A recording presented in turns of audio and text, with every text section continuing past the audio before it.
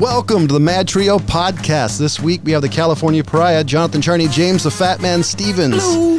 And an honorary member, or probably a member at this point of the MadTrio show, Matt Brewer.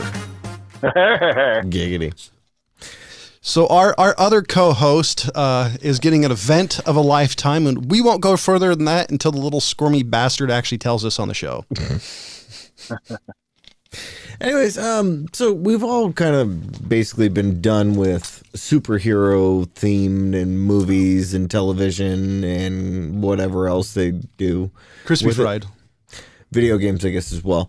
Now, I didn't know this was actually a Dark Horse comic, but have you guys looked into the Umbrella Academy?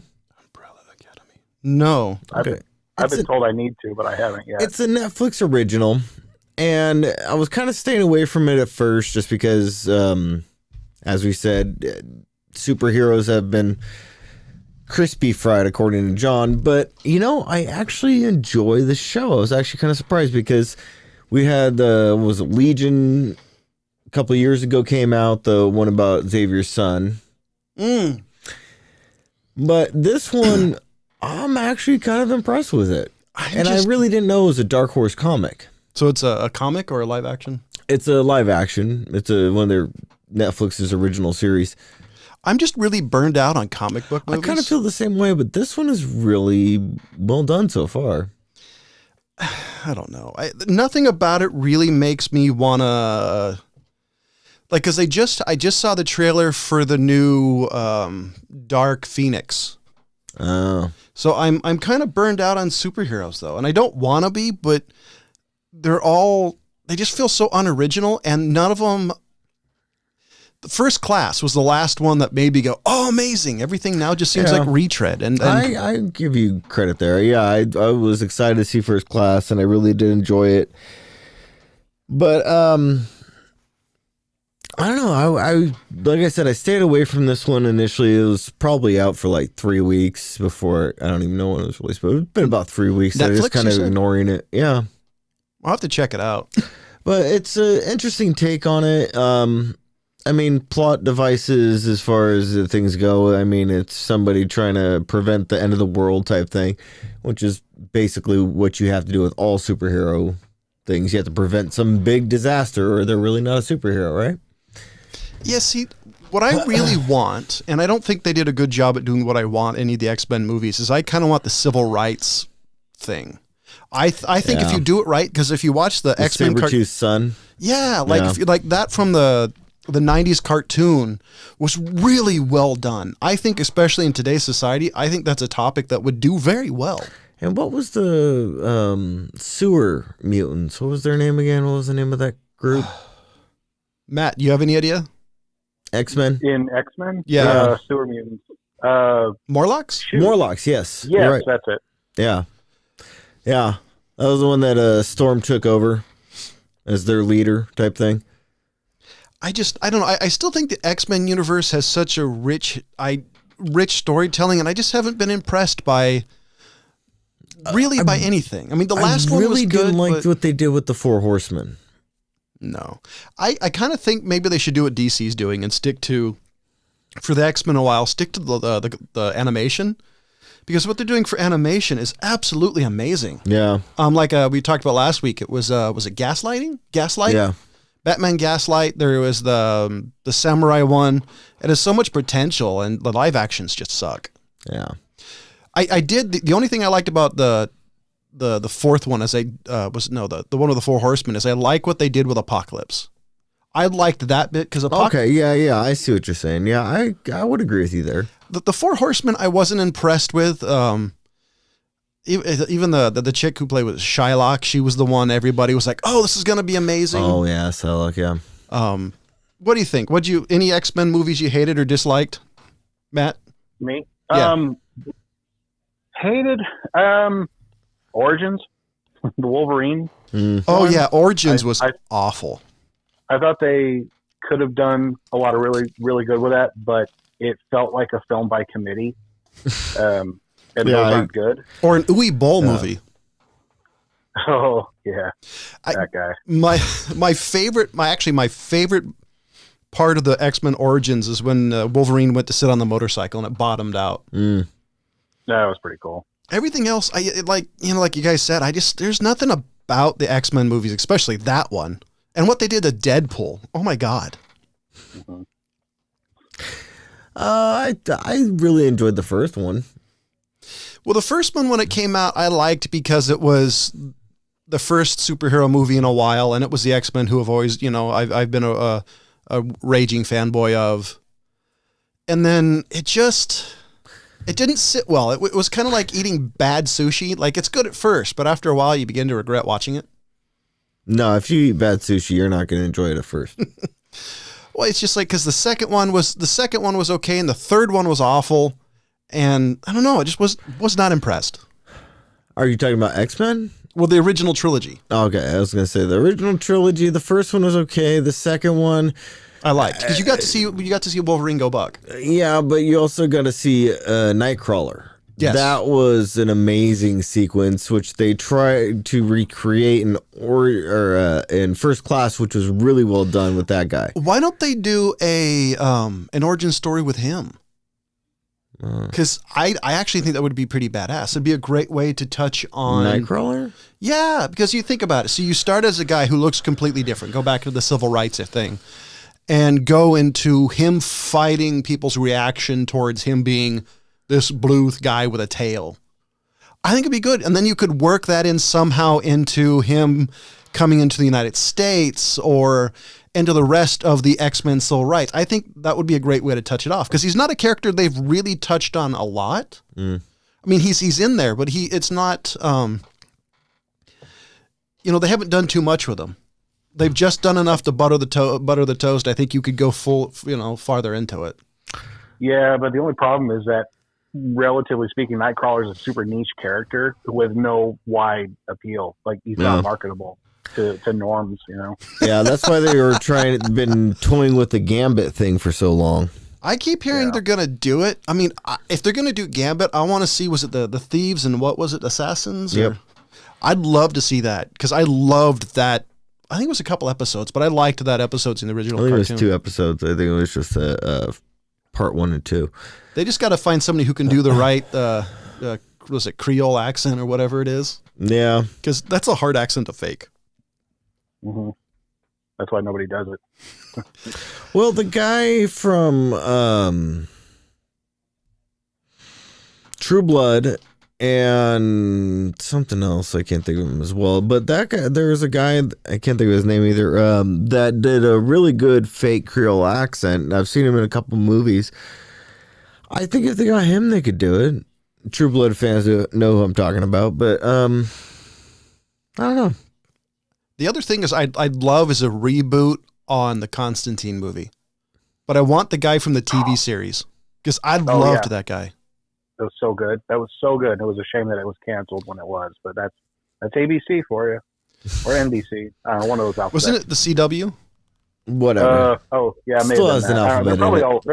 They're probably all owned by Disney anyway. So I guarantee they are. But I don't want to see the one thing I don't want to see is I don't want to see him, because they've had him on one of the CW shows. I cannot remember. It's the one with the time traveling spaceship, which is.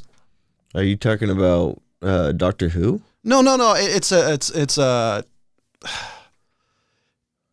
Arrowverse. It's all that, but there's this time traveling spaceship, and he's been on. Defenders. Is that it? Yeah. Okay. Yeah. Well, he's been on that, and I just thought for lack of a better expression, they kind of dumbed down the thing I like about him, which was kind of his the darkness to the TV show of his. It had this very kind of gritty, darkest feeling to it, versus put him on Defenders, and he's just kind of this British dude. Huh. Yeah. Who can somehow cast magic and go into people's souls, It was just, I don't know. I think they kind of tarted the character up. I think if you're going to do it, I want something that scares children. Because if you read his origin stories, it's really seeped in the occult, or at least the one that I'm aware of. Yeah. Because I think there's a couple of origin stories for him. Yeah. I only know of the one, but they probably do. I don't know. Because the one I'm aware of, switch it much. And you or Matt can tell me I'm wrong, is the one I'm aware of is he summons he gets talked into summoning some sort of demon, doesn't know how to control it, and it kills his family or something. And it goes off from there. Then it goes the story about his daughter being killed because he's a cursed person, blah, blah, blah. All right. That sounds about right. I don't know. I just love Constantine. And Keanu Reeves one was decent. I mean, I thought the feel of it was good. I just thought they turned it into an action movie. And I think if you do an action drama movie, maybe a little less action, a little bit more drama, I think you could get the tone. I think that would be good. At least the first one. Yeah, for sure. I think if they're going to do a Constantine film, they just need to wipe the slate clean. How? Just start with an origin story that they're going to base it off. That's kind of what I was thinking. Yeah, but like not even, like 100% restart like they've done with the Batman movies 1,000 times. Well, the origin story for Batman has always been the same. I mean, his parents backed Alfred, so he hired a killer to go kill him.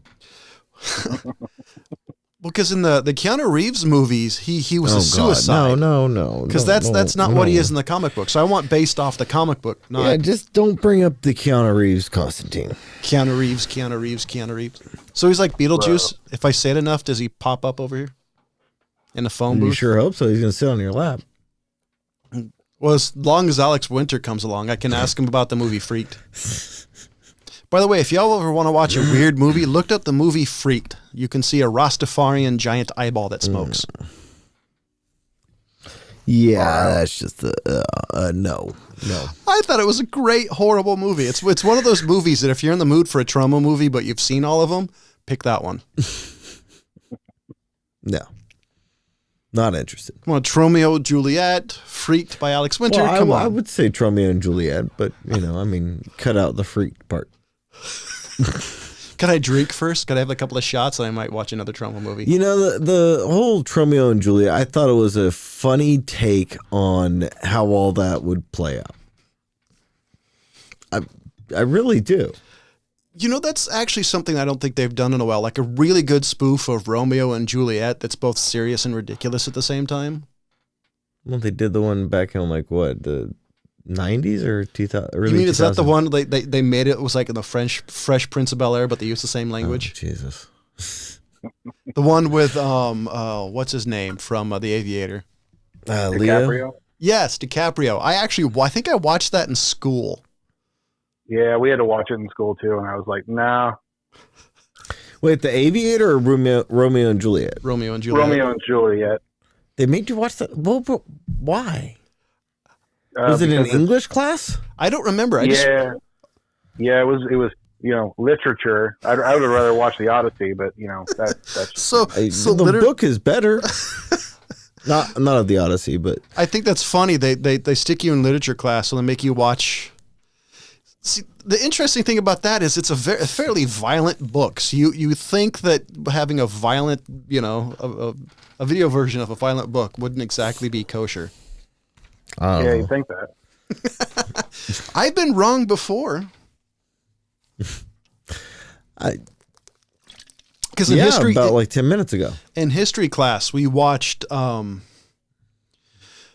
God, I forgot the name of it. It's about the Red Tails in World War II, the Black Squadron. The Tuskegee Airmen. Yep. Yeah, I watched the Tuskegee Airmen, the original movie that I'm aware of, which is still one of my all-time favorite movies. I haven't seen the new one with. I haven't either. I just like the original so much. I was just say also because I thought was it Cuba Gooding Jr. or Cuba Gooding Jr. I thought he did a good job in the movie. He was in the original, not the remake. I would agree with you there. I mean, I didn't watch the remake either, but do you have a favorite role of his? Any me? of you? Yeah, because I do.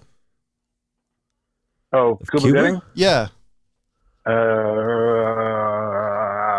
Well, I'll go first. Mine's was it Man of Honor, where he plays the diver, the Navy diver. Oh, okay. Yeah. That is an amazing movie. I think Robert De Niro's in that movie. We haven't talked about this show in a while, but American Horror Story, he got in there, I think like 2 seasons ago, and I really enjoy him in that because he plays a different role each season. So you get to see him using his acting abilities. So that would be what I would choose. I like how he's come into it in there. So I'm glad to see he's doing stuff, because for a while all he did was like really bad movies. Like he has a string of movies I've seen that you're just like what was the one he did with the missiles? The missiles? Some like weird missile one. I don't remember. I know what you're talking about, but I don't remember. Oh, that's gonna bug me until I look it up. I know. I just remember it, but that movie sucked. Yeah, it was like way over dramatic, and I don't know if it's the director or just his take on the role missiles. Or the part, but missiles. He just like took it way too far. I would say that was the director's fault, though, because it always seemed to me, at least the last couple of dozen movies I've watched, is like the director, if the director doesn't kind of, curtail some of the overacting. Yeah.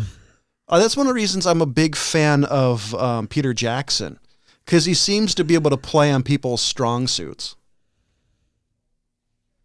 Because you take a look at it, you had, well, I would say even look at Elijah Woods, who's not, he's not the greatest actor in the world, but he managed to capture some of his stronger suits. No matter what I think of that version of Frodo Baggins, he was able to play on the strengths of his acting ability. Because I think you can say the same thing in Everything's Illuminated.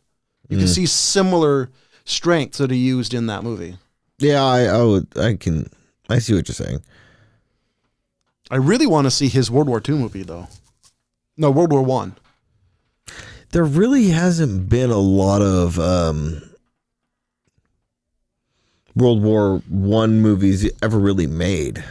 Well, his is supposed to be awesome because he takes real footage and somehow speeds it up. And I've heard. Yeah. So, he took old footage, sped it up to how people would actually move. To I guess he dropped it down to.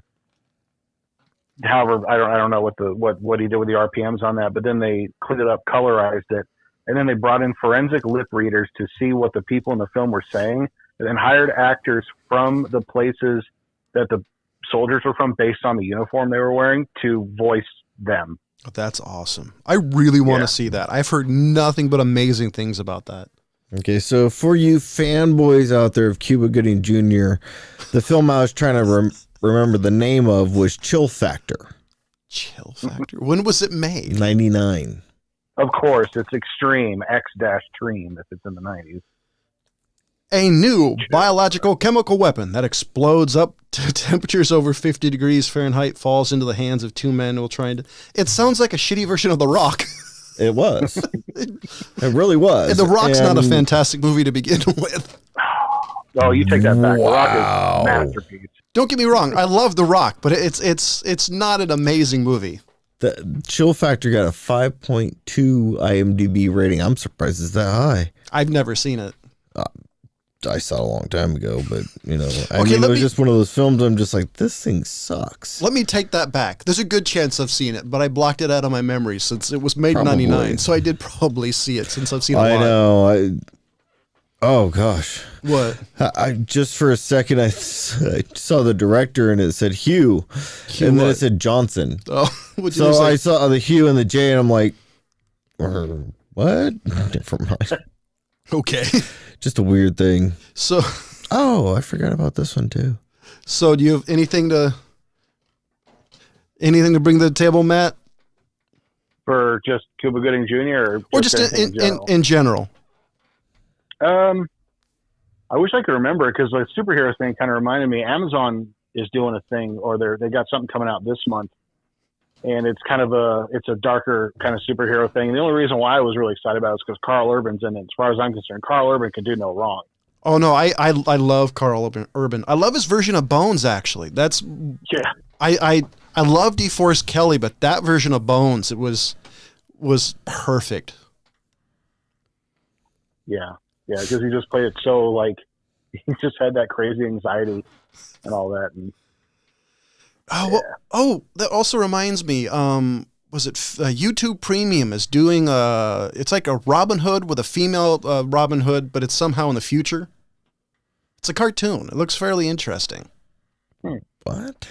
Yeah, so the protagonist is female. I don't know much about it because I actually haven't watched it. I don't even know if it's out. But basically, it looks like kind of a dystopian future, and she's somehow hacking to free everything. So the visuals vaguely remind me of Blade Runner, and I guess somehow everybody's really under like 1984 security from what I can grasp since I haven't seen it.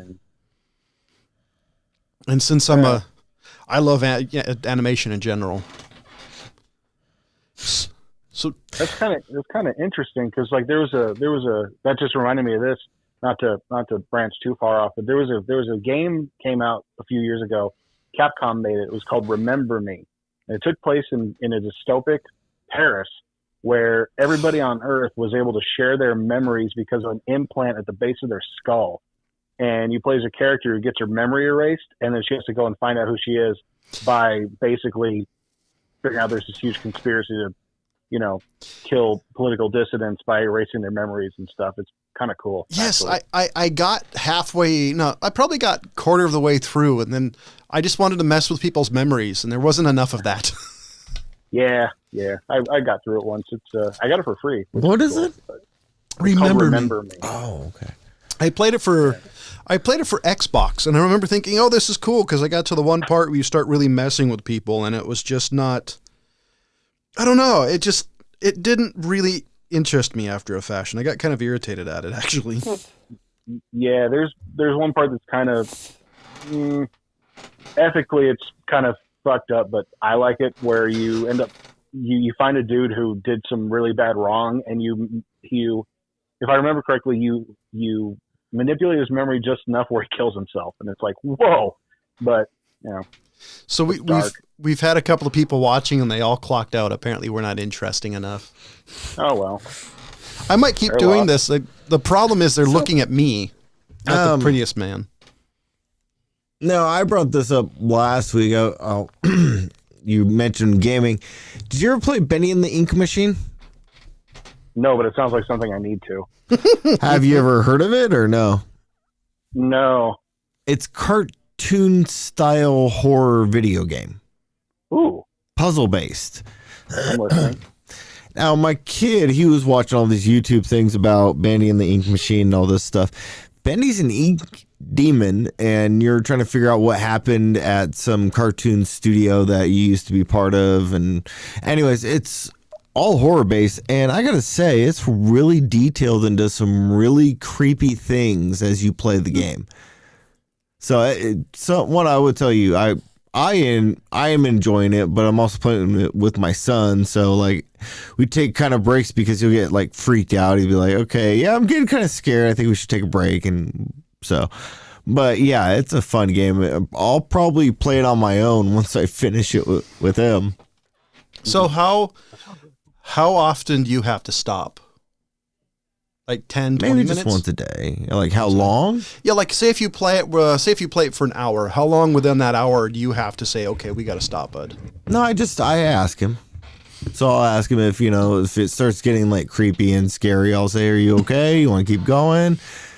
Now, has he had any like revisual nightmares or anything because of it? Nope. He loves Bendy. He's got like Bendy toys now and Bendy plushes and things like that.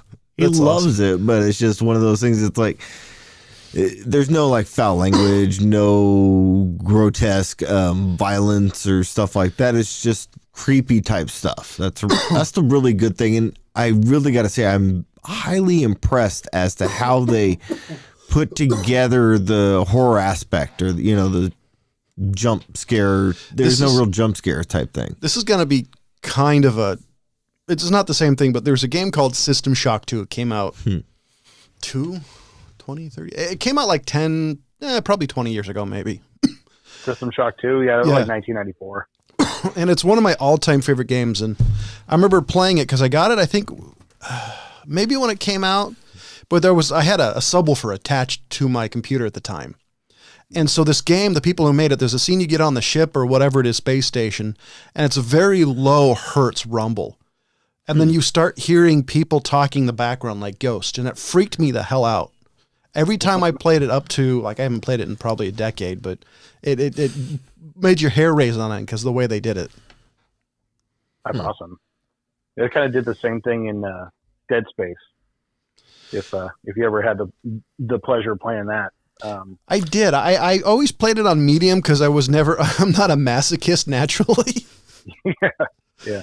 Because I tried it on hard once and said, fuck it, like 2.5 hours into it. I'm like, I can't do this. Yeah, I don't blame you. Is it yeah, like, what do you mean, like, difficulty-wise? Like, it's really hard on the difficult setting. On the hardest difficult setting, I found it almost impossible if I just... It's like playing Halo on the...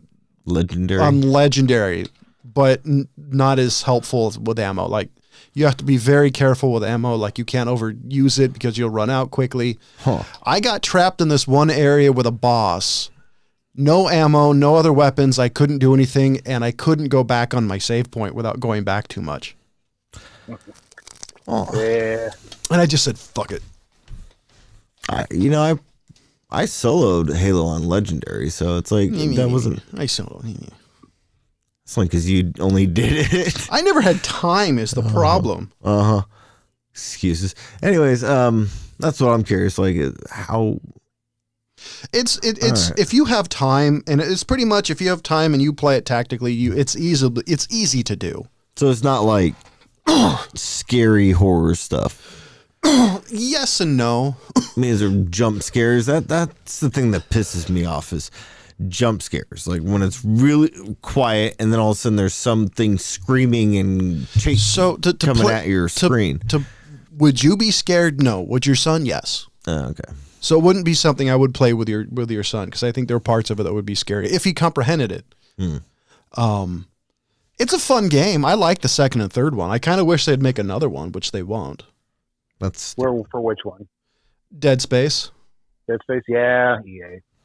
Matter of fact, I kind of want them to make another Mass Effect because I really liked Mass Effect 4 and it bombed hard. You mark my words. Time I get you on, BioWare is going to be dead before the end of the year. I know.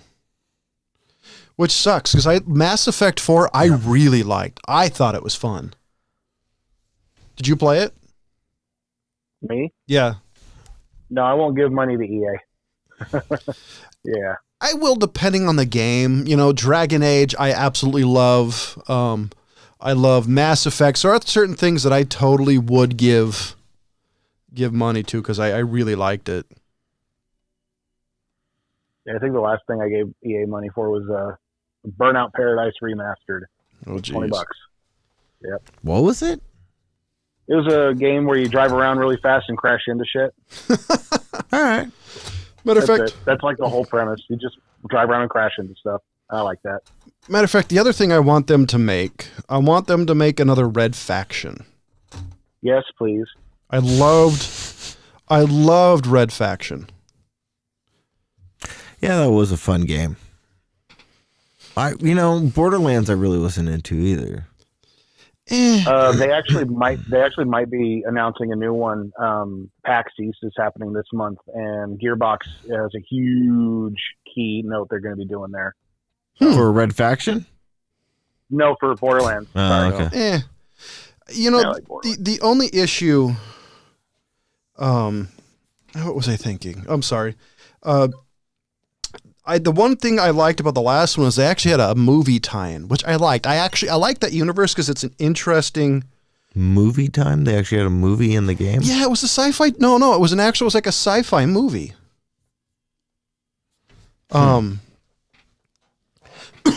It was a Sci-Fi Channel movie. It actually came out when I had my condominium, and I actually kind of liked it. It was a cheesy movie, but that's the one thing I kind of wish they would do. Kind of switch back in the movies is be able to do really good quality video game movies, which they've never been able to do.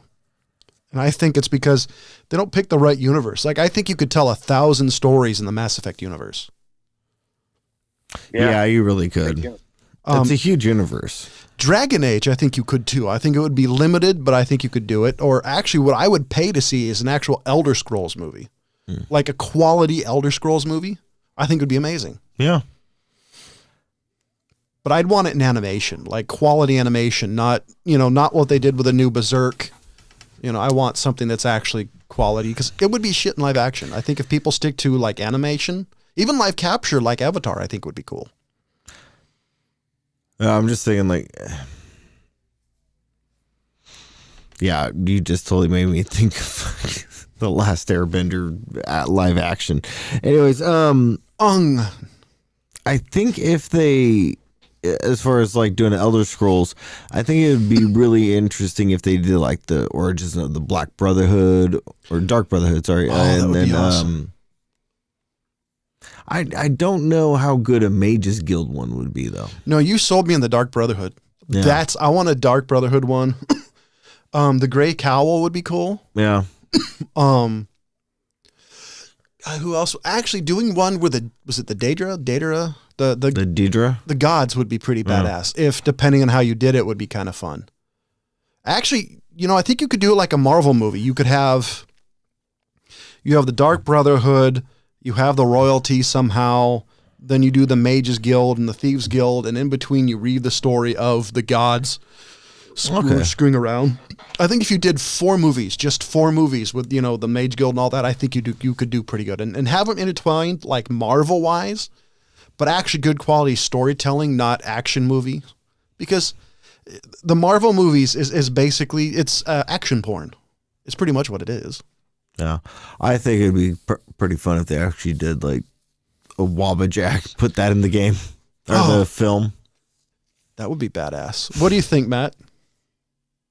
For Elder Scrolls movie? Yeah. And feel free to just barge in anytime. That's all good. I'm not too familiar with any of the Elder Scrolls games. I've never really played them. They're fun. Yeah, so I've heard. I might pick up Skyrim at some point in time just because everybody's been hounding me to play that for the last 8 years. Yeah, I mean, it looks fun, but I don't know if I want to sink hundreds of hours into something like that. If I was going to pick a license to make a movie on, it would probably be the Metro series, because there's a seriously good lack of really good claustrophobic post-apocalyptic movies. I love like Book of Eli and The Road, stuff like that, and I think Metro would fit right in. You just have to do it properly. I knew there was a reason I like this guy. He has the same itch that needs to be scratched as I do, because I love, one of my favorite things about the 80s is it had a plethora of post-apocalyptic future movies. Whether my favorite one is in space, but whether it's planet-based or space-based, I love that particular genre because it's so much fun. Yeah, and it's infinitely customizable, which is great. Yeah. Actually, that one, Metro, that's the one that takes place in Russia, right? Yeah, in the Moscow Metro system. I just picked up the 3rd one and have been knee-deep in that for the better part of a week and a half, and it's massive. That would be fun. That would actually be kind of cool.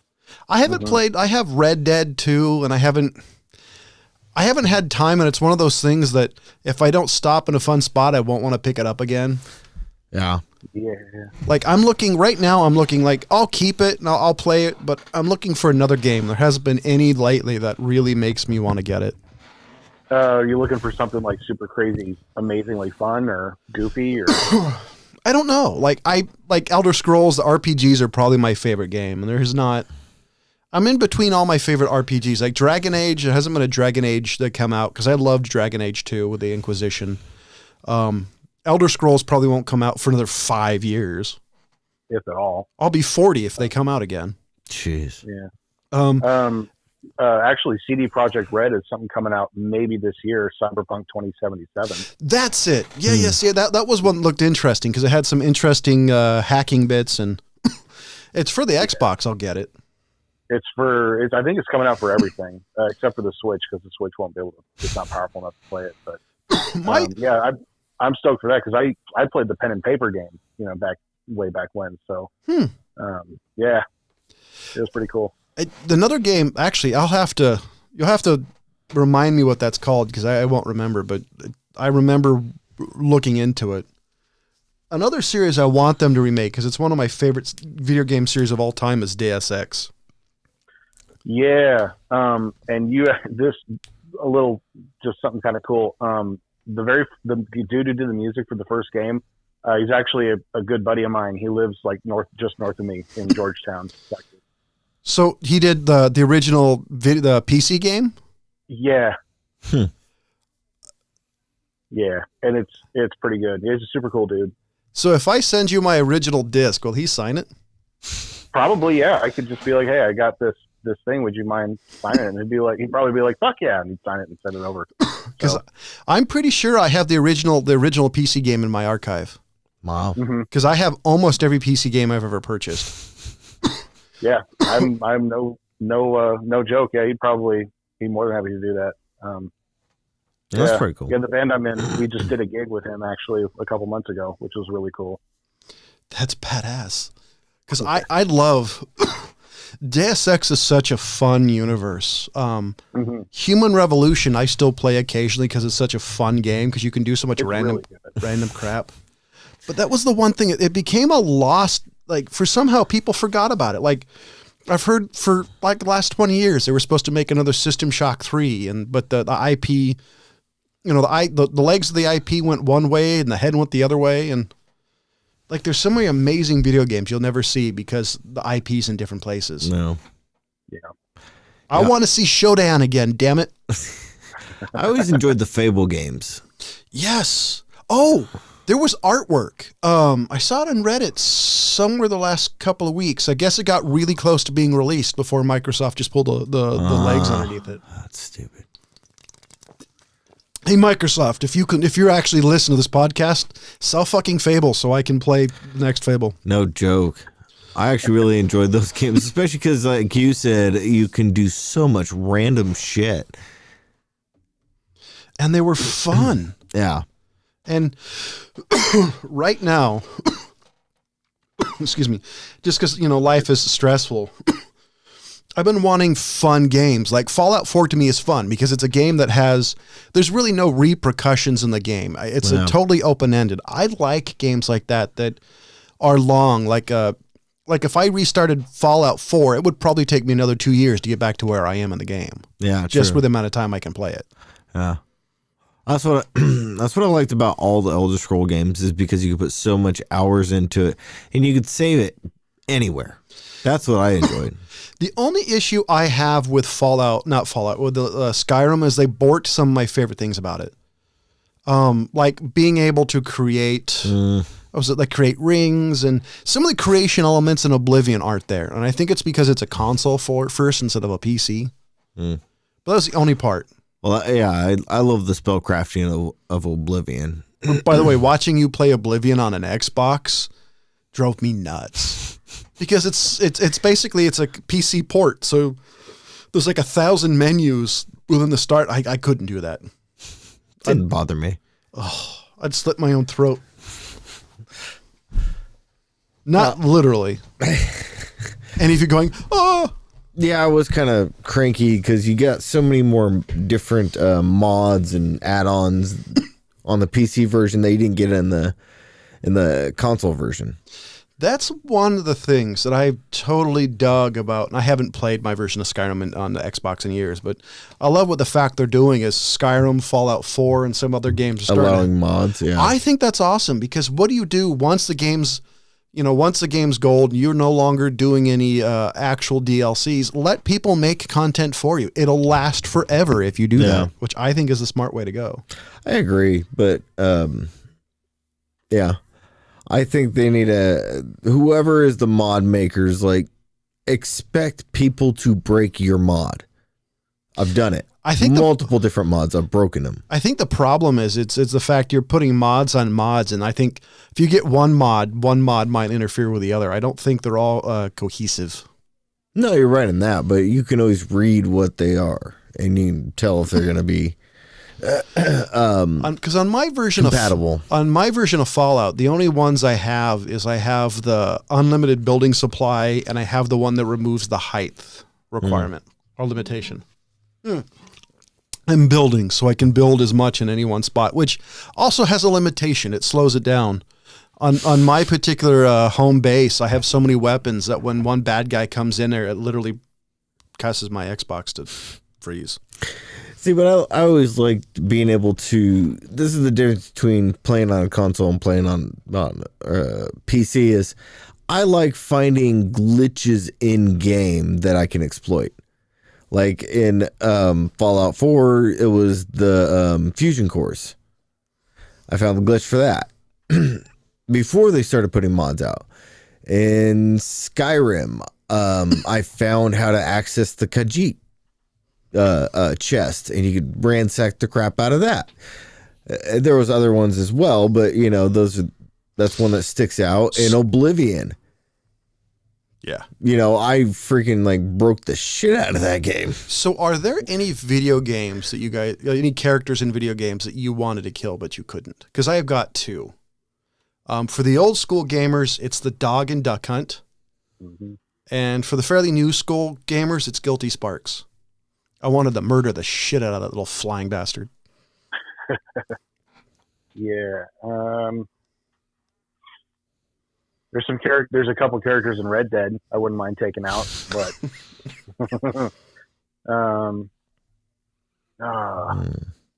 Navi from Legend of Zelda. Oh wow. Hey, listen, over and over. I don't care. Well, that reminds me. I'll have to figure out what the new version of Zelda is. I bought my wife a Switch a couple of years ago, and I've been wanting to play the new Zelda game. Breath of the Wild. That's it. Thank you. Because I've heard amazing things about it. Yeah. So I'm really thinking. I don't think. I mean, you mentioned Guilty Spark. That's who I would have wanted to have killed. I mean, technically, we did kill Captain Keys, so I guess that really doesn't count. The Captain Keys thing, the character I didn't hate. It's just the fact I hate protection missions, because protection missions in video games is always the MacGuffin of where you get bogged down and then bogged down and then bogged down, and that just pisses me off. Like the library in Halo was perfect to bog down, but didn't have the MacGuffin of the stupid character that we somehow had to protect. Yeah. I just thought of one, but I don't really remember her name, so let me find it. It was the... Well, you're looking at... There was another game, it was Mech Warrior, had a tendency to have protection missions, which I hated. I loved the game, but once you get to a protection mission, I usually stop playing it and will never play it again, because I absolutely hate it. Yeah. Yeah. That's why I liked Bioshock Infinite so much, because once you got Elizabeth, there was a thing that popped up that just said, don't worry, she can take care of herself. Like almost verbatim, that's what it said. Yeah, so. I was so sad that was the last one. I was really hoping they would do more, because I loved those games. They were so much fun. Yeah, you're right, but the only problem with doing the one that they did with Infinite was they could either do, it was either you don't do any more, or you keep just pumping them out. Yeah, that's the issue, because the first and second one actually had amazing storytelling. I thought that was the one thing the third one a little bit was missing, was the richness to the story. It even had some of the visuals that I loved, because I loved the visuals of whatever the place was called, because I'm absolutely a giant fan of Art Deco. Oh, Rapture. That's it. Yeah. I don't know, because I was kind of hoping maybe they would do a prequel somehow. I don't know how you would do it, but I thought it'd be kind of fun if they figured out a good way to actually integrate it, which might be hard. Yeah, I mean, they did some DLC for Infinite that kind of was a bit of a prequel. Yeah. Burial at Sea is actually really good. Now you're making me want to go to my archive to see what PC games I have, because I have games like Johnny Mnemonic, the video game. And that's when they actually, what they call it, like cinematic video games. There's an actual term they used. But it was like a movie, but it was interactive. And motion video. And Johnny Mnemonic, the video game, is single-handedly the worst video game I've ever played. It's the most frustrating because there was no instructions, no how do you play the game. You would just hunt and peck. And I remember as a kid when I got it, I did something and I could never reproduce it. I had no idea what key I hit. And I just it's like, fuck this. All right, so it's the Asian lady from Fallout 4 that is in Sanctuary. Oh, that bitch. Yeah, I can't find her name. But I mean, I love what I did. I sicked one of my robots on her, and so it continually kills her all the time. But that one and the little girl from Skyrim in white. Is that the little girl that constantly comes up to you? Yeah. She's and annoying. talks crap. Her name starts with a B, but I can't remember. Bitch. Marcy Long.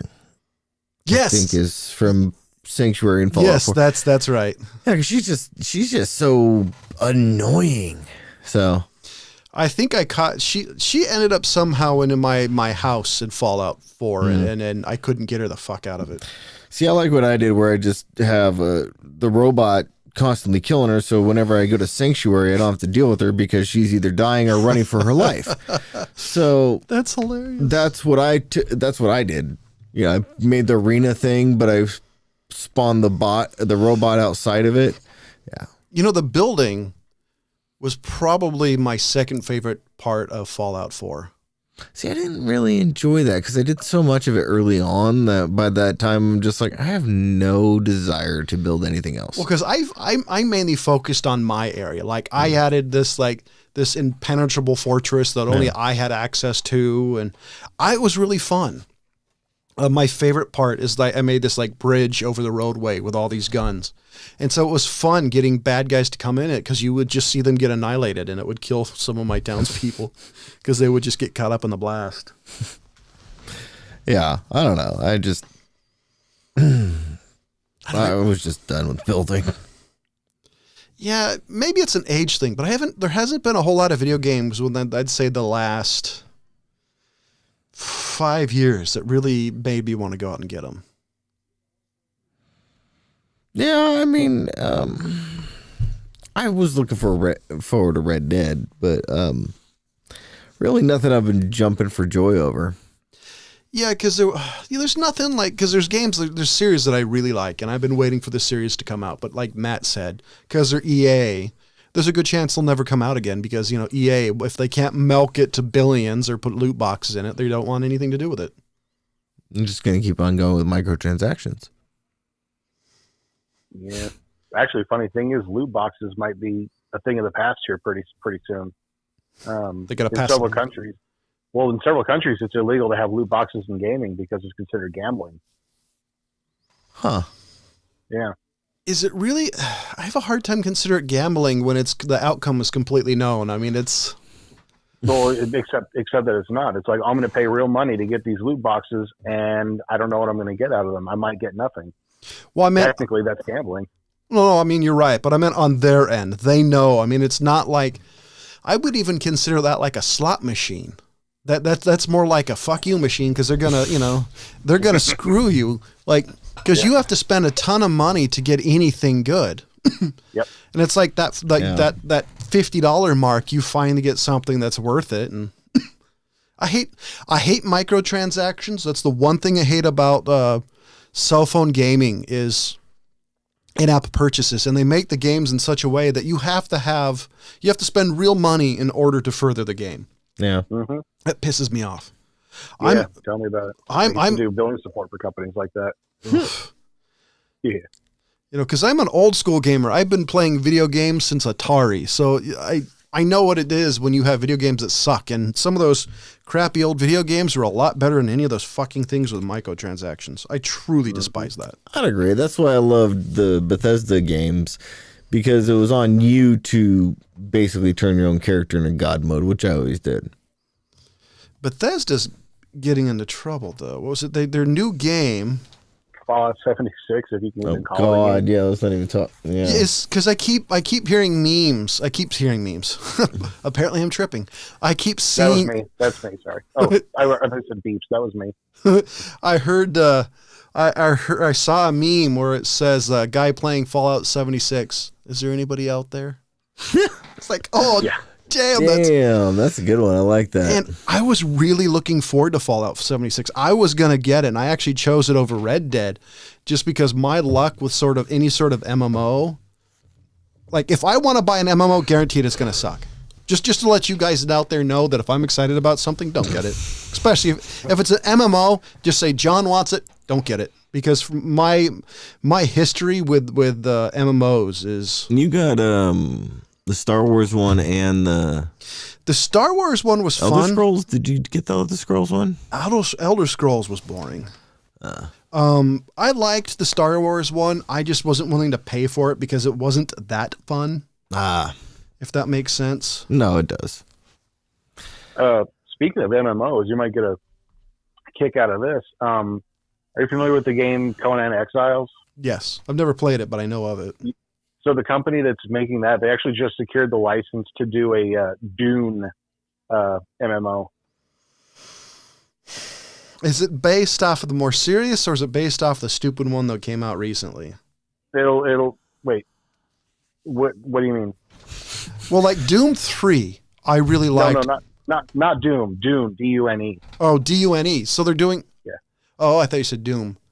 Yeah, no, I know. That's why I tried to enunciate, but it didn't work out too good. No, I'm hard. I'm hard as hearing as fuck. I heard him. So I'm a giant fan of the Dune universe. The book itself is like reading the A+ certification manual for computer repair. Yeah, it's true. They can go either way. I don't know how you would make it exciting, and I honestly mean this because I love the universe. It's a great place for rich storytelling, but how do you make that fun? The only way I've seen it work really, really well, and it wasn't an MMO, but this came out, 2001, 2002, and it was a Dune, an RTS game, like Command and Conquer. Yeah, those been out for a while. I remember playing them. It was pretty sweet. Yeah, I don't know. I want it to be fun because I love. See, that's the problem. Like with so many of these MMOs, like I get excited and it's like they just. Damn it, John's excited again. That's the problem. Is the moment I get excited by an MMO, for historically speaking, like what was it? I bought an MMO that was supposed to be like the first-person shooter MMO. All right. I don't remember what it was called, but it came out. Gun Gala Online? No, it was. I forgot what it was. I bought it and it was fun, but then you can't find anybody there because the game apparently didn't catch on. You're like Fallout 76. Hello. Yeah, like I was playing it with a friend of mine, and him and I would. Because the center of the map is where everybody is. Apparently, this game had been out long enough that nobody played anything else but the center of the map. And if you're a noob that goes there, you get absolutely annihilated. I forgot what the game is called, and they're coming out with a second one. Oh, The Division. Yes. Division was fun. I enjoyed it, but it became a point where you just couldn't do shit. Yeah. I just don't play with people, but I have a much more fun time.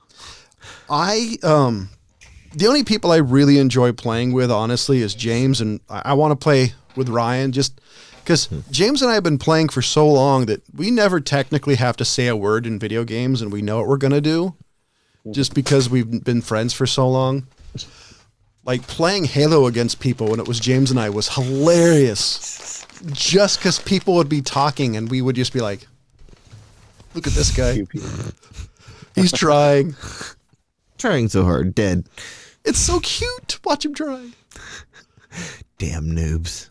Because my favorite story revolving that is James came up from living in Los Angeles and he brought one of his roommates, and my favorite game on the first Halo was Rocket Arena because I figured out fairly fast the physics of rockets.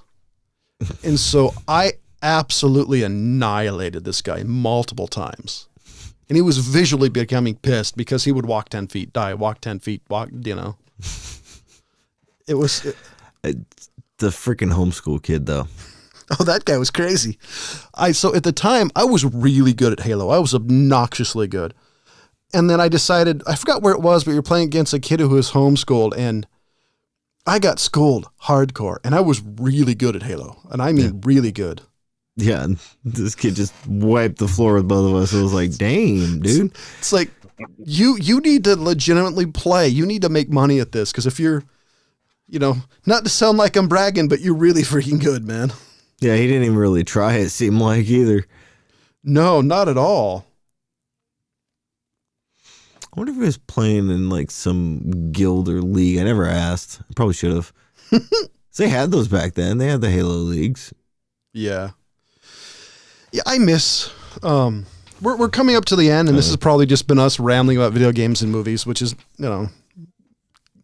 take it or leave who it. cares? I'll stab you. I miss the first Halo. The reason why is because the first Halo, I always thought it was an incomplete video game because there weren't invisible walls, there weren't limitations. It was one of those games that if you had time and you could figure it out, you could go anywhere in the map. And especially at first, there were a lot of glitches and hidden things in the game that the Guilty Sparks level, if you threw a grenade, you would stay with the plane. All sorts of stuff that you had to play to figure out. And I remember figuring that out, and like everybody I know who had an Xbox, like, oh no, that you can't do that. And once they did that, like, oh, that's awesome. Yeah, I just still remember coming out of one of the bridge sections and just killing 2 hunters without waking anybody up with the pistol. Quick 2 shots, kill the hunters, and then for the rest of that whole save section, everything was dead. And I'm sitting there like tripping out on this, and I'm like, what the hell happened? And then 2 years later, when the internet got bigger and there was more gaming discussions going on, I found out that I wasn't the only one that experienced this. And I'm like, it was just a hidden thing in the game, which I really thought was really cool. But yeah, it was one of those things. It's like, you can tell people about it, but unless they see it happen, they're not going to be like, yeah, whatever, but that's what I liked about it. Like with the Tony Hawk game, where, what was I at? Like 8 billion points? Yeah. Yeah. On one trick. It actually locked up. Yep. Maybe it's just because at this point I'm getting older and I know what I like in video games, probably same way most new movies don't really wow me because I know genres I like. I know what's in my wheelhouse, storyline, plot line, and there's really nothing new. So I'm thinking that's why there's not a lot of video games that wow me anymore. Oh, wait, they could do zombies. Oh, wait, never mind. Nazis? Wait, never mind. There's something you might get a kick out of. It's coming out in June. It's a Lovecraft-inspired detective, like mystery detective game. Open world. You have no objective markers. You have to talk to people, like look at like crime scenes and stuff to figure out what you need to do in order to like go through the narrative. I have to admit, I like objective markers. I'm not the best at getting hints in video games. That's the thing. There's no hint system either. It's you just go. Didn't they do that recently with a game? That's an old school trick too. Yeah. I remember when Elder Scrolls Oblivion came out and people were bitching, I don't want it to point the way. I love figuring it out. And then somebody later on said, then turn it off, dumbass. You're right. Yeah, that's pretty good. I like that. Just turn it off, idiot. You could. I like that's why I like the Dark Brotherhood, because a lot of the Dark Brotherhood, they didn't really give you quests. And even, I mean, I was a sociopath. I am a sociopath when it comes to video games. But, it was like I killed people and all of a sudden I'm like, what the hell is this? Get the hell out of here, But, and even the Dark Brotherhood, even most of their quests, they didn't give you actual pointers or map markers and shit like that. I just want my immortal horse not to die. Oh, well, sorry, that's DLC. It is. I did put it on Shadow Mare. Really? Oh yeah. I got sick of it because it's bullshit. This evil undead horse can die. Yeah. I don't understand it. The first time that happened to me in Skyrim, I was like, I'm done. I'm not going to finish the Dark Brotherhood. You're like, how does fucking Shadowmare die? Yeah. Ladies and gentlemen, that's right. The may be possible. Bree, if you're listening. As always, thank you for listening. Goodbye.